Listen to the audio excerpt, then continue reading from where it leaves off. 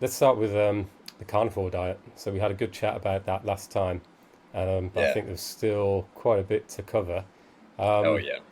so I think you've got into this diet and explored it probably more than most, certainly more than most of the people I've spoken to. But what was the genesis of it? What actually got you interested in it in the first place? Yeah. I've had health issues my whole life to some degree, especially gut related to the gut, and very sickly as a child, and um, my mom tried to use like natural methods, including diet, to help heal me and things like that. And some of it stuck, some of it didn't work so well. I noticed that the worst my health ever was when I was eating the most conventional American diet possible. So, margarine instead of butter, low fat, high carb, low protein, um, and just like kind of success leaves clues. So does something that's not working. Mm. It's kind of seems like most people don't really piece two and two together. And I'd gone through quite a few different just conventional diet things, diet straight that was in the mainstream, and it was all just more of the same. A lot of refined carbs and things like this. And once I was kind of getting out on my own, I was in the military. I was in the military for 8 years, and you eat the dining facility food, and it's a lot of garbage as well in the military. So, um, plenty of calories, plenty of the macros, but it's not healthy food. And just gut issues were a part of my life. So once um, once I started to kind of take the dieting more seriously, doing more like whole foods, things like that, I noticed like how much of a difference it made. So that led me down a path to I had a bunch of injuries, on top of the gut issues, just compounding, compounding, compounding, getting worse and worse to the point where I was like 24, getting out of the military, and I was just broken. Just my whole body was broken. I didn't want to get out of bed. I felt achy everywhere. Every joint was inflamed. I had, back problems. I was told I'd never lift more than 50 pounds, this kind of a thing. And I refused the surgeries. So that's when I found Poliquin's work the first time. But yeah, the first thing I did was like the Mediterranean diet. And I actually had really good results with that. And I think the main part is because of the whole foods aspect. And by the way, I think it's a fantastic diet in general. I mean, it's tasty. It seems to work for a lot of people.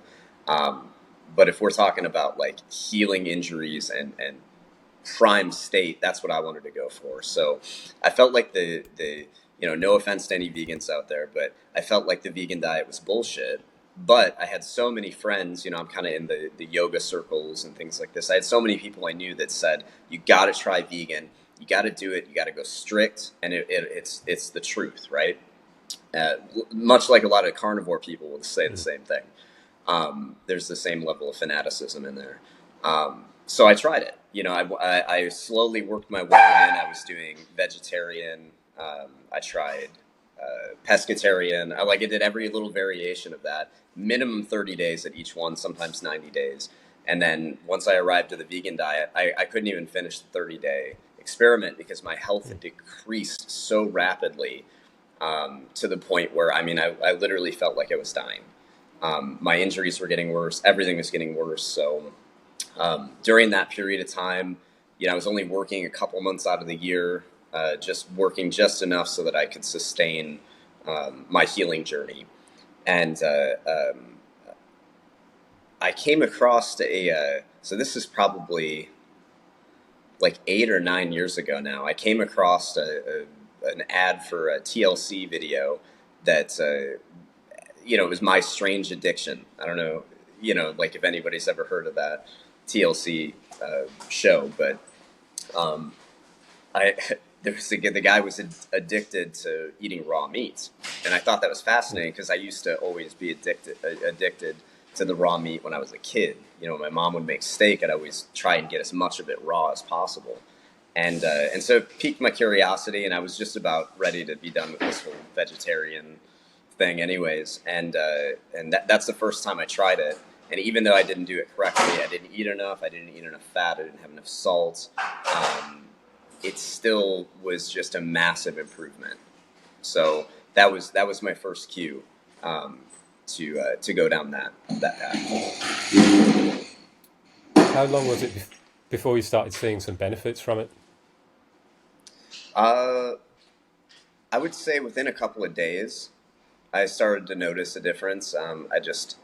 I felt, so the first night I slept really well, slept better. I felt full. I think a lot of it was just the fact that throughout all the vegetarian, vegan, over the course of that better part of the year, I'd really decreased my health so much, and I had declined so much of the nutrition that was holding in my body and in my bones, to the point where I was really feeling it, and I was just absorbing the meat like so fast. So to be clear, So at this point, were you just adding meat back in, or had you gone completely no, carnivore I at this just point? yeah, I just went overnight strict, like as Right. strict as I Okay. could. Mm. And Yeah, because the first time I remember, like, because I still had a bunch of stuff in the fridge, and I had this bag of apples in there, and I was staring at that apple. I was like my precious, like Gollum, like just thinking about, Mm.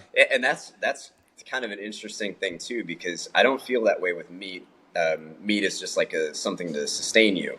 Um, I've never felt addicted to it. I enjoy it, while I'm eating, I'm having a good experience, but I don't ever like go, oh, like if you smoke a joint or something, you get the munchies. You don't ever go like, oh, I gotta get meat. You do that Mm. with sugar.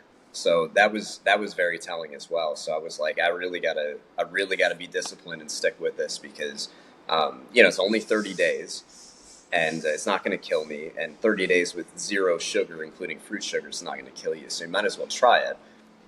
But yeah, after a few days, my body had acclimated, and yeah, it was just running on all cylinders.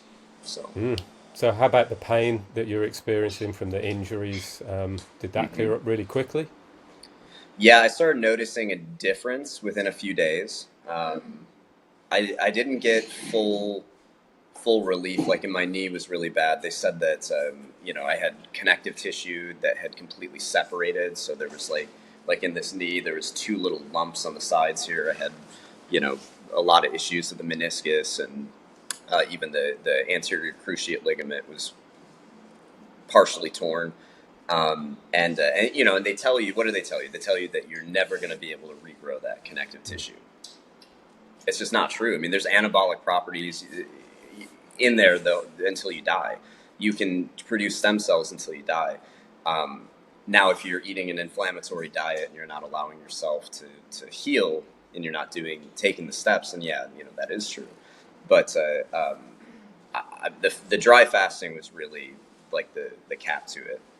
I think for the really really deep healing. But on the feeding side of things, like you've got to be fed first before you get into like a dry fasted state. So So you went from essentially plant-based vegetarian to raw meat pretty much overnight. I didn't do the raw one right away. Oh, No, okay. I didn't work up the stones for that right off the bat. So That came that later that on. took me, yeah, that took me a little while, some experimentation. Um, Again, it took a little bit, like because I struggle most with gut issues, so there was a lot of like constipation and you know things like that in the beginning. That's a good caveat too. Some of the things that people think of as constipation on a carnivore diet are actually just the fact that you're absorbing so much of what you're eating that you don't actually need to go. So there was some of that, but I was also, like my gut was completely changing, and I think I had like a SIBO, like small intestinal bacterial overgrowth as well, and that's prone to come back when start eating too much sugar as well. Mm. I'm glad you brought up the Mediterranean diet. That gets a lot of press in kind of Yeah, sure. mainstream health talk. That's touted as the way that we should all go. And I agree with you. It's not a bad way to eat. I question whether it's optimal. And also, if you've Sure. ever travelled to the Mediterranean, the way that they eat varies a great deal. Some countries Of eat a lot course. more Yeah. meat. Some countries are eating a lot more carbohydrate. So there is a great deal of variety there. Um, yeah. So is this carnivore diet, in your opinion, is this something that you think is optimal for the long term, or is it an elimination diet for people who are having autoimmune conditions and gut issues and such like? Both.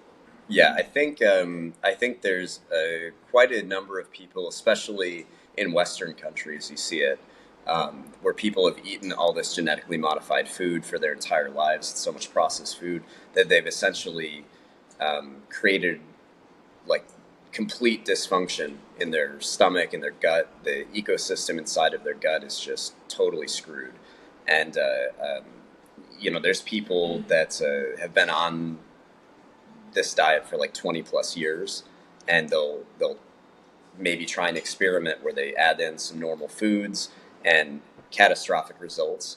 So there, and you could say, well, that's because now they've gotten rid of all their bacteria and blah blah blah, and there's probably some truth to that. But there are people who have gone for years at a time strict, and then they go back to a normal diet and they don't have any of the same issues. I think there's people with such severe autoimmune disease that and dysfunction that they have to be on it. They've I mean, who knows? Like, I can't know that for sure, but I Mm. think for certain populations, yes, it's very optimal. It's a great way to reset. It's a great way to cleanse. 30, 60, 90 days, something like that, depending on what kind of issues you're working with. I get everybody's got joint pain. Everybody's inflamed. If somebody can commit to it, for I think 2 months is better. 2 to 3 months, they're going to see such a drastic reduction, and it takes about a month to really like work out most of the kinks, even with a coach like helping you.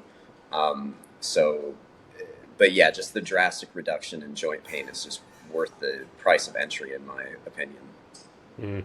Yeah, on the face of it, it sounds really simple. Just eat meat, but Yeah. people can actually go wrong with that. And you mentioned when you started, you probably weren't eating enough fat. Um, Right. so I think from what I can see out there, there's different opinions on how much protein, how much fat to eat. Um, there's quite a few people who are talking about kind of typical ketogenic ratios of around 30% protein, 70% fat, maybe a little higher on the fat in some cases. And then there's some people who are just saying eat fatty meat until you feel satisfied, do that once or twice a day. Hmm. Yeah, how do you look at it yourself?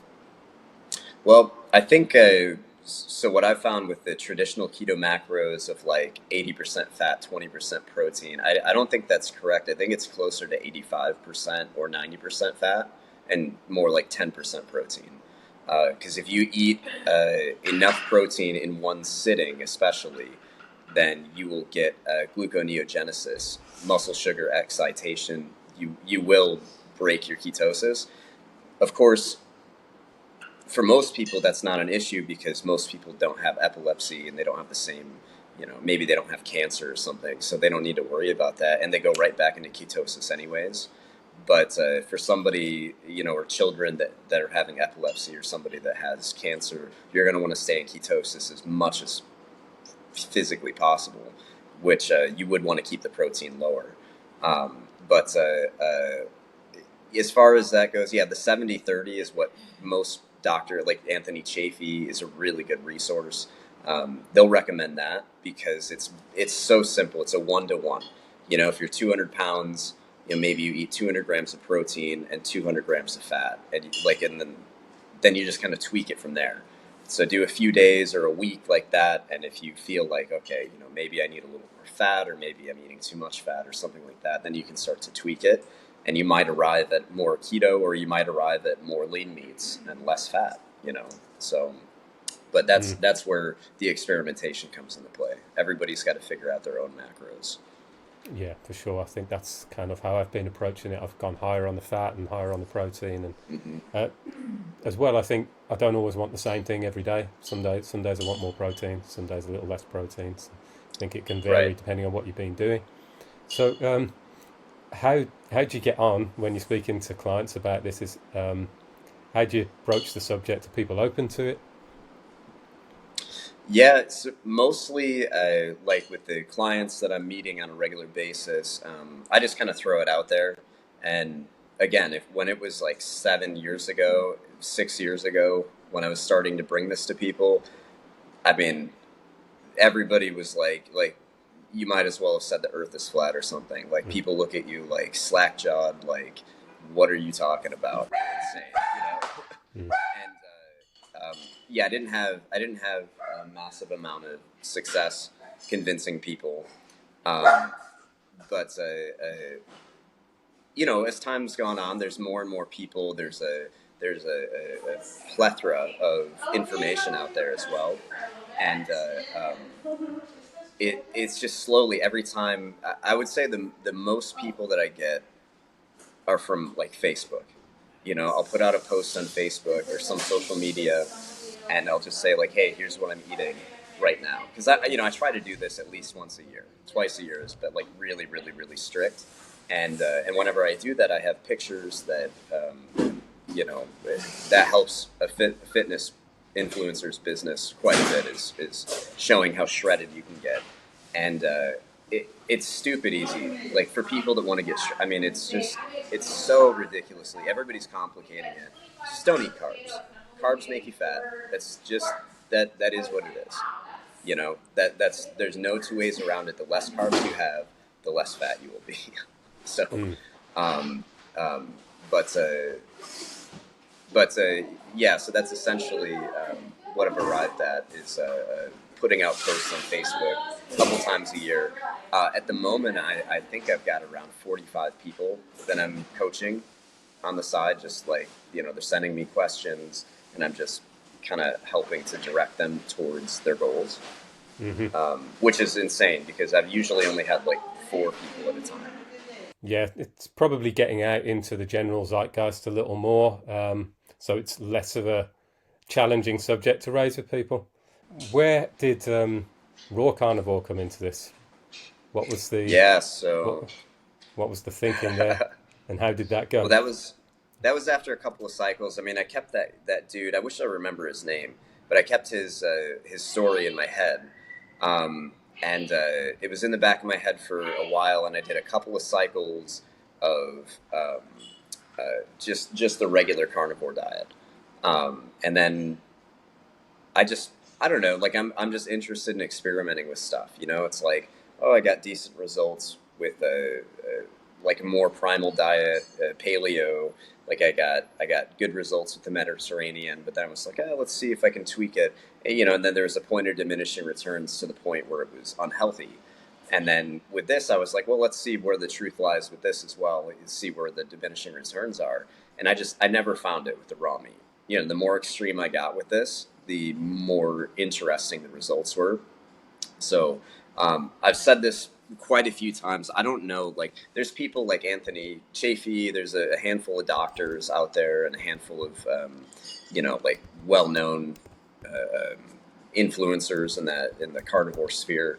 They really attest that the strictest you can go is like the optimal thing for athletes, just athleticism in general. I don't know if that's true. I'm not on their level, so maybe they know something I don't. I've tested it pretty thoroughly for myself and with other people, and I feel like for a healthy person that does not have gut dysbiosis or ulcerative colitis or something, a healthy person who's an athlete that's working out all the time, that needs explosiveness. I feel like a meat and fruit or a meat and honey diet, maybe some raw dairy, is probably the best way to go. But um, but in any case, so what I wanted to test out is, is this possible to do it raw? Like I knew raw steak was going to be totally fine with my system.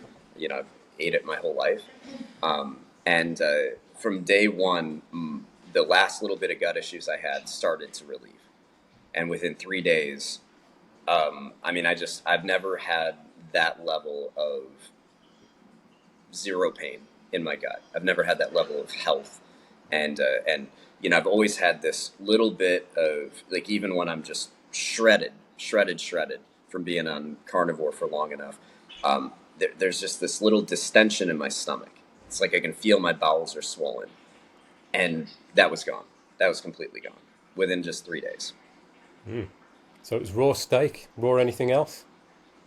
Yeah, raw steak, hamburger, yeah, and this is all from cows that I actually helped raise at the time. So like I knew what I was eating. That's the only way I felt comfortable. A lot of raw liver at the time, um, and that was mostly it. There was some raw salmon, there was some raw tuna, but that was mostly like a garnish. Oh, a lot of like raw salmon eggs as well. Mm. Um, and I did raw eggs. I did.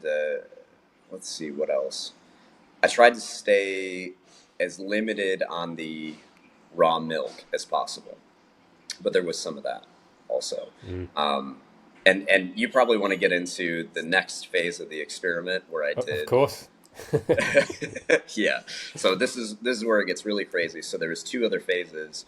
Um, One was not drinking any liquids, including no raw milk, no raw eggs, and no water even. So no liquids whatsoever. I came across a few channels where people were saying that they didn't need water anymore, and I always remain skeptical but open minded, and I'm trying to believe people, but at the same time, people will say things just to be like, grab your attention, or try and glorify what they're doing so that they can sell you something. Um, but yeah, you don't need water. It's true. If you're eating raw meat, you really don't.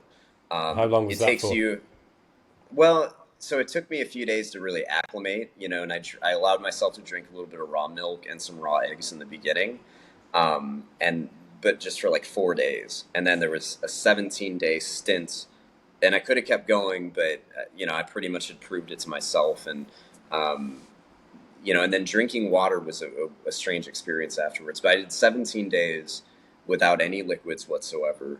And there was probably half a dozen times throughout that process where I got really, really thirsty, but not to the point where I was like, oh, I have to drink something. And I felt great. I felt really good. In fact, I felt so good. Like 1.5, 2 years prior, I had broken my ankle in 6 places. Falling, I fell off the ladder, landed incorrectly from really, really high up, and I had this kind of metatarsal sticking out of the side of my foot. It was all warped, like I didn't, like I just let it heal naturally, and and I was just used to that. But 10 days into that raw meat experiment, I just shifted onto that foot while I was prepping, and it just popped right back into place, and it's been fine ever since. So little things like that, my gut being better, my brain firing in all cylinders. The bad part was I got so ridiculously skinny. Hmm. My normal amount of muscle, I felt fine. I didn't. Oh, and salt. So normally with a carnivore diet and a cooked meat, you have to have a lot of salt, quite a bit, more than you might think. You want to salt the meat. You probably want to put salt in your water. Um, you can have too much, but it's really hard. It's hard to have too much. And within a few days, salt started tasting toxic to me, uh, and I stopped salting the meat, and it was very strange.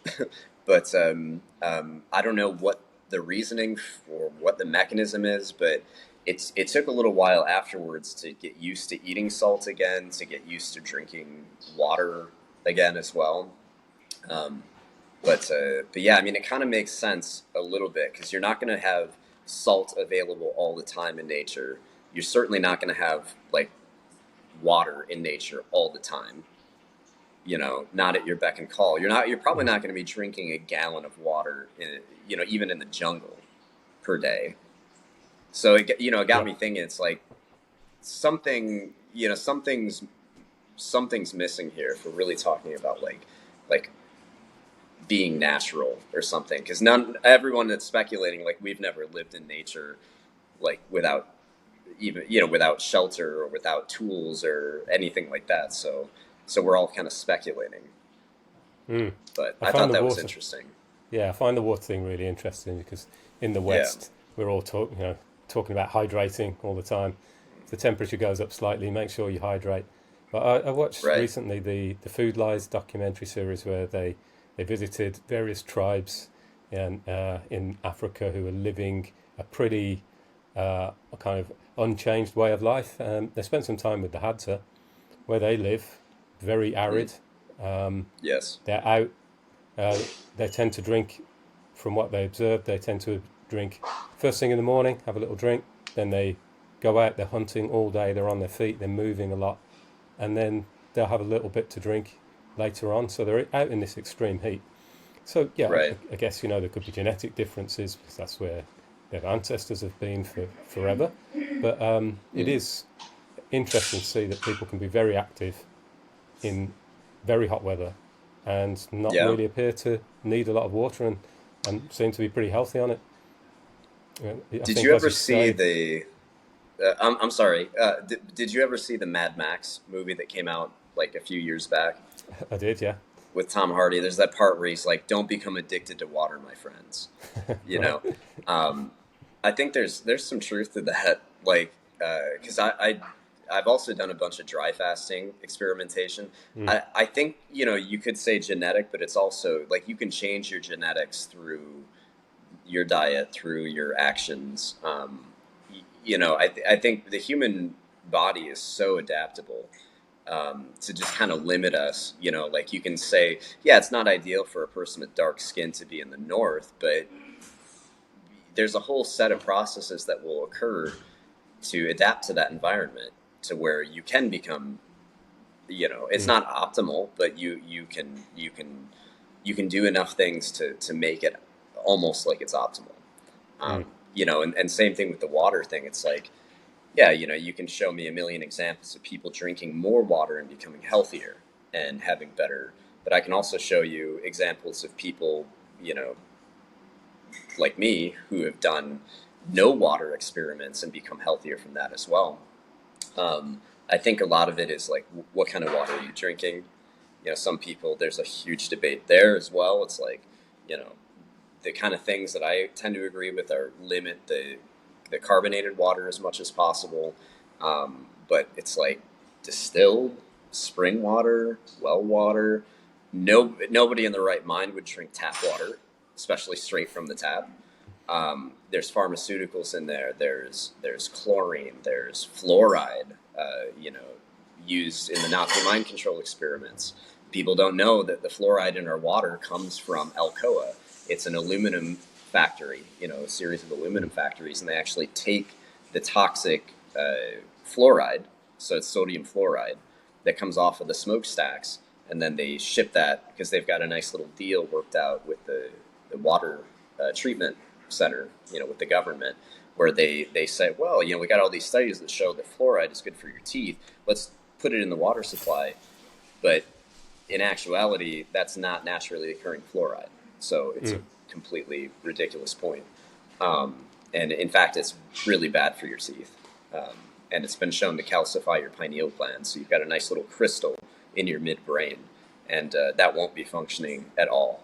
And your endocrine system is disrupted from that as well. So obviously, no tap water. So that's like this idea of like, okay, well, maybe some theories that I have as to why I felt so good and why I was so healthy without water and on the raw meat diet is clearly I was getting enough of the water or enough of the liquid just from the interstitial fluid in the meat because I was okay. But not having the water that, because even filtered, you're not going to get everything out. There's still going to be arsenic, there's still going to be lead, there's still going to be very poisonous chemicals in your tap water if that's what you're getting your source from. So not having that in your diet really, I think that's where the transformation comes from. People don't realize how much crap is in the water they're drinking. So, that's a really interesting way to look at it. Could be similar in many ways to the carnivore diet in itself. Is maybe we don't need to cut everything out, and maybe vegetables and fruit in themselves are not bad for us. It could be all the stuff that comes along with them, because not many people are eating fully organic fruit and vegetables where they know, the source of everything. Right. Exactly. So, yeah, I think that could be, in Well, my mind, a well, large part what of the about benefit of it. the genetically modified organisms? I mean, the GMOs in the West, especially in America, are just it's insane what they're allowed to sell as food here, and don't even get me started on seed oils, and they're basically cooking everything in plastic. If you go to a fast food restaurant, so you're just getting plastic lining your intestines and just completely destroying your health. Um, so yeah, I mean, you look at other countries that have higher vegetable intake, and they're super healthy people. Maybe they're not like at the top of their game. Maybe it's not optimal, but they're incredibly healthy, happy, vibrant. But there's also like that's more built into the culture. They're not as money obsessed. Like there's so many factors to consider. It's not just whether or not you've got vegetables or not. I mean, you know, go by how you feel, but you're not going to know until you try it. This is Mm. kind of the end of the story there. So, but yeah, as far as like an ultimate elimination diet, yeah, the carnivore diet's the way to go for sure. Yeah, I mean, if I was to try to argue against it, it's a very broad strokes approach. You're cutting so many things out. Mm-hmm. Possibly, we're cutting out more things than we need to cut out. Maybe some vegetables that you grew in your own yard would be different to some vegetables that you buy from the supermarket. I'm pretty sure that they would be. Oh, infinitely. I mean, those Mm. vegetables you eat from the supermarket, they're weeks old. Even if they're organic, they're sprayed with organic pesticides that in some cases are more toxic than the regular pesticides. They're sprayed with ethylene oxide, which is cancer causing, and that keeps them fresh enough so that you can eat them, without the mold and whatnot. But a lot of times, you get something from the store and there's mold on it already as well. So how much mold are you actually eating and you don't even realize it? Yeah, I think as well if you're growing your own produce in your own yard, the chances are you're not going to be eating the same things year round. Everything's seasonal. So unless you're using some kind of industrial practices, you're not going to be constantly eating the same vegetable or the same fruit every week. And I think that's a big factor as Right. well. Yeah, yeah, and that comes with its challenges too, because it's Mm. like, what's the soil look like? Are you taking care? Are you over tilling? Are you putting in nitrogen fixing plants that will fix the soil? Like, there's so many things to consider when you're growing your own fruits and vegetables. Whereas with like a cow or goats or something, I mean, you can just have a couple of cows and a few goats and just like let them be, or you can rotationally graze them. If you want to rebuild the topsoil, it is possible. You can rebuild the topsoil with cows. You have to rotate them every day because they'll eat everything, including the not sweet stuff, and trample it, and their feces go into the ground and rebuild the microbiome. Um, so to me, I'm going to be growing vegetables for the market, for making money, and offering people a better, healthier alternatives. Because at the end of the day, most people will never do carnivore. Most people, they just won't do it, and it's not because they're brainwashed or anything. It's just they don't see the value in it, and that's fine. If you can offer a better solution, then fine. Like we don't need to get to perfect. We just need to get to good enough with people's health. And there's a chronic health issue. It's the number one issue in the West, especially in America. So, Mm. I've always been yep. a big fan of the Western Price Foundation and the way that they look at Oh, love things. it. And they're not talking about carnivore; they're talking about eating whole foods. That's the main thing that I focus on when I'm working with clients: is are you eating processed foods or are you eating whole foods? And yeah, Right. the cultures that are including plant foods, which is most of them, they have ways that they prepare food that have been within that culture for a long time, Sure. which most likely eliminates a lot of the problems with that particular food, makes it more nutritious, and a lot of Absolutely. that's lost in the West, isn't it? So Oh, I don't sure. think we will. Yeah. Microgreens too. Mm. Yeah.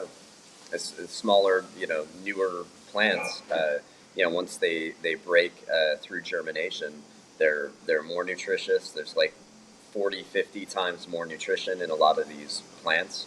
Um, there's even like cancer curing compounds in like a broccoli, just like a broccoli microgreen, just as it starts to shoot up within 7 days, you harvest that, and a lot of people swear by that, and there's not as much toxicity in those.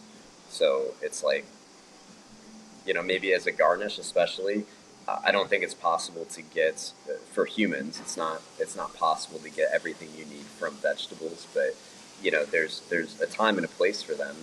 Look at Chinese medicine. I mean, the amount of herbs that they use to cure all sorts of diseases. Like, I think there's a lot of dogma in the carnivore world as well, which is kind of funny because they're fighting dogma, and then they're creating their own. But I think that's kind of natural, to each their own. But yeah, I try to remain open-minded with it. Yeah, I can see that you are. I think, as you said, it is normal, isn't it? When people discover something new and it works well for them, they want to shout about it. And I often did, we yeah, gravitate towards simple solutions. If we can find a yep, simple solution to a complex problem, it's very, very appealing. Yeah, let me exactly, ask you just one more question, then probably make it the last question. What's the yeah. next experiment that you've got lined up? What are you thinking of trying out next? Well, I didn't even talk about the rotten meat, but Mm. I am gearing up to do another one of those as well. This weekend, we're going to put some in a jar. I got one of my buddies who's going to do the raw experiment with me as well. So next week, we'll probably start raw, and then within 2 to 3 months, once that rotten meat is ready, we'll we'll either cap the experiment with that, or we'll keep going if we feel really good. So Mm. Okay, well, I think you've set up a nice teaser there for maybe for a round yeah, two yeah, we'll in a we'll month's talk about time. the rotten meat next Yeah, time. yeah, you can let me know how that's gone.